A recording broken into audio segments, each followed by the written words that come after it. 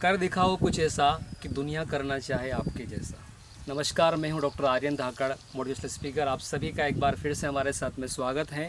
और आज हम दो ऐसे युवा साथियों की जर्नी आपके साथ लेकर आए हैं, शेयर करने वाले हैं, जिन्होंने अपने अपने तरीके से प्रयास किया, अपनी मेहनत करी और तृतीय श्रेणी अध्यापक भर्ती परीक्षा में शामिल हुए हैं और उसे क्रैक करके सफलता अर्जित करके दिखाए हैं। जी, हमारे साथ में आज हैं ललित नागर। आप गुणदी से हैं, झालावाड़ सुनेल क्षेत्र से आते हैं, और भाई पंकज नागर जो आप भी गुणदी से आते हैं। दरअसल अच्छी बात ये भी है कि आप दोनों साथी भी रहे, दोस्त भी हैं, एक ही साथ में आपने आगे धीरे धीरे पढ़ाई करी है।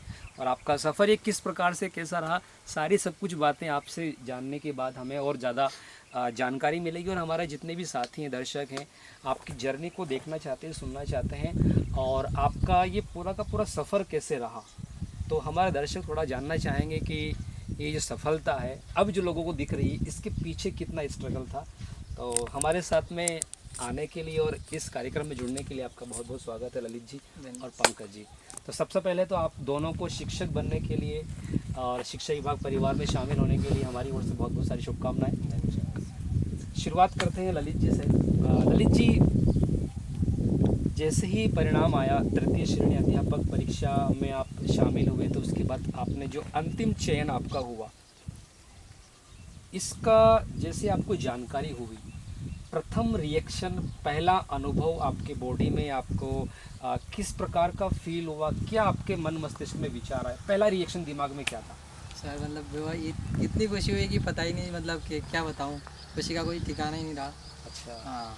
तो ये जब आपने बोला कि खुशी का ठिकाना नहीं था, तो जैसे होता ना कि जैसे एकदम से मैं कहीं बैठा था और फ़ोन कॉल किसी का आया और किसी ने बताया कि रिज़ल्ट आ गया। हाँ। तो आपने देखा होगा या किसी से मालूम पड़ा होगा, तो रिज़ल्ट आते ही पहला विचार आपके मन में क्या आया, कुछ याद है आपको ऐसा? वो हम जानना चाह रहे हैं। हाँ सर, जो रिजल्ट आया ना, तो जैसे मेरे को कॉल किया था किसी ने, सिस्टर ने किया था एक ने, जी। कि जस्ट रिजल्ट आ गया। तो मैंने सबसे पहले तो उसी के पास पीडीएफ आई थी, तो उससे सेंड करने को बोला कि पीडीएफ सेंड करो सबसे पहले। तो पीडीएफ सेंड करते ही मैंने सबसे पहले अपने नंबर डाल के देखा ना, तो फिर संतुष्टि होगी कि हाँ के नंबर आ गया बिल्कुल। अच्छा, रोल नंबर कितनी बार चेक किया था? रोल नंबर तो 2 से 3 बार चेक किया मैंने आराम से। और फिर मैंने इसको कॉल किया, जस्ट मेरा नंबर देखते ही पंकज को कॉल किया। हाँ। कि मैंने कि यार रिजल्ट आ गया। हाँ। क्योंकि हाँ आ गया और हो गया, तूने चेक करके देख लिया? मैंने कि हाँ मैंने तो देख लिया। फिर इसने बोला कि मैंने भी चेक करके देख लिया, तो आराम से कि हाँ कि हो गया दोनों का। मतलब दोनों कॉन्फिडेंट होकर बात कर रहे थे एक दूसरे के बिल्कुल सामने। सर। पंकज से हम जानेंगे कि मतलब जैसे ही अच्छा, जब रिजल्ट आया और जैसे आपको पहली बार जानकारी जहाँ से भी मिली, जैसे भी मिली कि परिणाम आ चुका है, तो उसके बाद आपने भी चेक करना चाहा होगा, चेक किया होगा अपना परिणाम। चेक किया। तो वो चेक करने के बाद में आपका बॉडी का नॉर्मल था या कुछ अलग महसूस हो रहा था? और अलग ही कैसा माहौल था, मिला बिल्कुल ही अलग और माहौल कैसा बन फील हो रहा गया। था? क्या दिमाग में पहला विचार आया? पहला तो क्या सर, प्राउड हुआ खुद पर बिल्कुल। कि हमने कर दिखाया। हाँ, सबसे पहले तो क्या है कि फ्रेंड्स का जो ग्रुप था उसमें पीडीएफ आई। ओके। फिर उसमें हमने रोल नंबर सर्च किया। हाँ। 2 से 3 बार देखा मैंने, बार बार स्कूल गए, फिर प्रवेश पत्र में चेक किया तो हाँ सही है रोल नंबर।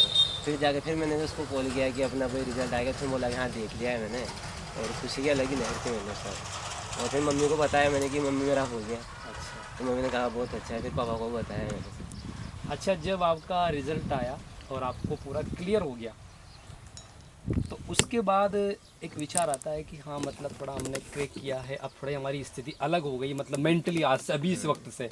तो पहला विचार पॉजिटिव, मतलब लोगों को कुछ कर दिखाने का जज्बा वो किस प्रकार का रहा था कि अब तो हम बन गए, एक विचार आता है, और उसके लिए क्या कुछ कहेंगे आप? सर इसके लिए तो क्या कहें, अब मतलब अलग ही पॉजिटिव एनर्जी आई थी, मतलब कि हाँ यार हमने कर दिखाया है। और भाई आसपास के लोगों को भी मतलब बताया मैंने, जा जाके मैंने कि भाई हो गया है। और तो क्या सर, अच्छा, वो वाली रात कैसी रही? नींद रात नहीं को आई सोने सर, से पहले? बिल्कुल सर, रात को मतलब 12 बजे तक तो ऐसे ही नींद नहीं आई। और वो जो सबकी शुभकामनाएं देते रहे लगे, जो भी जानते थे, तो उनका रिप्लाई भी करने को, उनको कॉम्प्लीमेंट भी देना ही था उसके साथ साथ, मतलब अच्छा रात के 12-1 बज गए। ललित भाई, थोड़ा आपसे बात कर रहे थे हम, ऑफ कैमरा बात कर रहे थे। हाँ। तब आप लोग बता रहे थे आप जर्नी के बारे में। हम चाहते हैं कि हमारे दर्शक कैमरा के सामने भी आपकी जर्नी के बारे में थोड़ा और मालूम करें। रात को आप सोए होंगे डेफिनेटली, लेकिन आपको नींद इतनी आई नहीं होगी क्योंकि वो थोड़ा दिन अलग था। हाँ। कुछ ऐसे विचार भी आएंगे, कुछ ऐसे प्लानिंग योजनाएं, मतलब मन मस्तिष्क में उसी रात को भी तैयार होगी, बिल्कुल है ना? तो कुछ ऐसे विचार जो आप हमारे कैमरा के सामने दर्शकों को शेयर करना चाहेंगे कि नहीं अब दिमाग में ऐसा चलना है आगे, ऐसा बढ़ना है आगे, या फिर कुछ ऐसा जो कभी नेगेटिव आपकी लाइफ में रहा हो उसको आपने कि आज से वो ब्रेक हो गया, ये मतलब आप क्या कुछ कहना चाहेंगे? बिल्कुल सर, जो संघर्ष किया उसकी सफलता बिल्कुल मिली ही सर।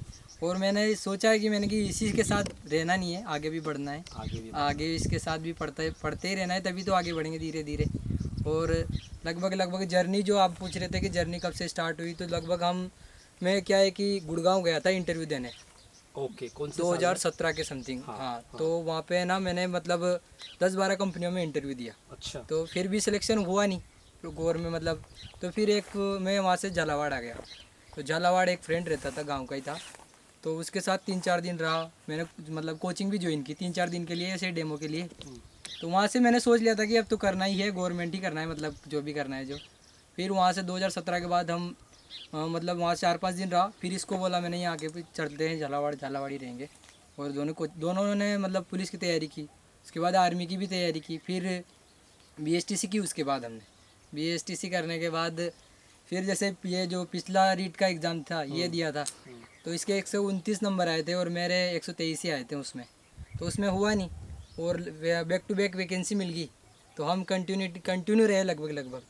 तो इसमें अच्छा परिणाम देखने को मिला, और संघर्ष लगा, वो जो संघर्ष किया उसकी सफलता देखने को मिली। पंकज, आप कह रहे थे कि जैसे आपसे मुलाकात हुई आपके घर पे, आप कह रहे थे कि सर हमने तो बहुत हम संघर्ष से निकले हुए हैं, आपने एक जिक्र किया था। कोई ऐसा इंसिडेंट आपकी लाइफ में जब एक या एक से ज़्यादा भी ऐसे इंसिडेंट हो सकते हैं, लेकिन कभी आपको ऐसा लगा कि यार हम बहुत अलग परिस्थिति में हैं, आर्थिक रूप से हो सकती है या हमारी फैमिली की मतलब हमारी अलग व्यवस्था हो सकती है, पढ़ने की जिम्मेदारी घर की ज़्यादा हो, अलग अलग प्रकार की व्यवस्थाएं हो सकती हैं, कभी आपको ऐसा लगा कि यार हम प्रयास तो कर रहे हैं लेकिन शायद हम उस लेवल पर नहीं जा पा रहे हैं, हम नहीं बन पाएंगे और शायद हमारा ये कहीं ना कहीं एक इच्छा ही रह जाएगी जो पर मेहनत कर रहे हैं, कभी ऐसा लगा? नहीं सर, और वहाँ से फिर आपने वापस भी बाउंस बैक किया हो? नहीं सर, सबसे पहले तो क्या है कि घर पे जो पापा का सपना है कि एक तो गवर्नमेंट लगना ही चाहिए, दोनों भाई तैयारी कर रहे थे। तो उस टाइम पे लगा कि भाई एक को तो करना ही है, किसी न किसी को तो लगना ही है। तो यहाँ पे रहते थे गांव में, फिर यहाँ से तो देखा कि यहाँ कुछ हो नहीं पाएगा, तो फिर यहाँ से हम झालावाड़ निकल गए ये दोनों। फिर वहाँ हमने वही रेगुलर तैयारी की, 4 से 3 साल लगभग तैयारी की हमने, कोचिंग भी की। और जब फिर पापा से पैसे मांगते तो पापा के पास रहते नहीं थे, इधर उधर से ला के देते थे।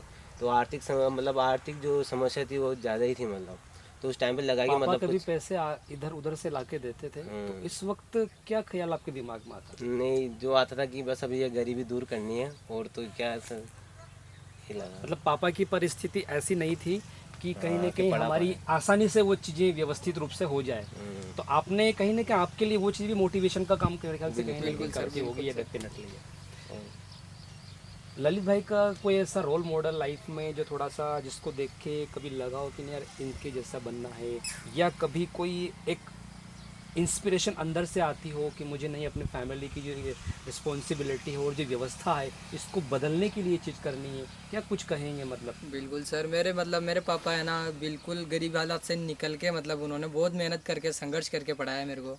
और मतलब ज़मीन वैसे कुछ है नहीं, ज़मीन जायदाद, मतलब वो मेहनत करके ही उन्होंने हमेशा ही पैसे का जुगाड़ करके मतलब उन्होंने आगे बढ़ने के लिए हमेशा ही सपोर्ट किया। अब तो ललित भाई से एक शिक्षक बन गए। हाँ, मुझे लगता है अब तो आप लैंडलॉर्ड हो गए, अब जमींदार खुद में, एक शिक्षक जमींदार हो गए अब तो आप। हाँ वो तो है ही सही, बिल्कुल भी। पर सर मतलब वो जो संघर्ष था ना, उस टाइम पे जो साथ देते ना, वो बस सबसे इम्पोर्टेंट, मतलब वो हर चीज़ एक एक पैसे कैसे इकट्ठे करके कैसे दिए होंगे का, मतलब पढ़ने के लिए एक सामान्य, आपको बताइए कि कितना खर्च होता है। आपकी लाइफ का कोई ऐसा इंसिडेंट बताएं आप, जैसे अभी पंकज ने बताया, कभी मतलब कोई ऐसी स्थिति हो, मतलब हम वो चीज़ जानना चाहते हैं जो शायद हमने महसूस करी हो कभी कभी, कभी ऐसा महसूस हुआ हो पिताजी की तरफ से, माताजी की तरफ से या फैमिली की तरफ से, ऐसी स्थिति रही हो कि हम यार ये काम करना चाहते हैं या फिर स्टडी करना चाहते हैं या फिर लर्निंग ले रहे हैं, लेकिन यहाँ मतलब पैसे की ऐसी दिक्कत आ रही है और हम मजबूर हैं और किसी से मिल भी नहीं रहे हैं, और मिल रहे हैं तो फिर देने भी पड़ेंगे, और उस व्यवस्था के बीच में कशमकश करके आप मैनेज करते रहे, वो अगर बताएं तो आप बहुत अच्छा लगेगा हमें।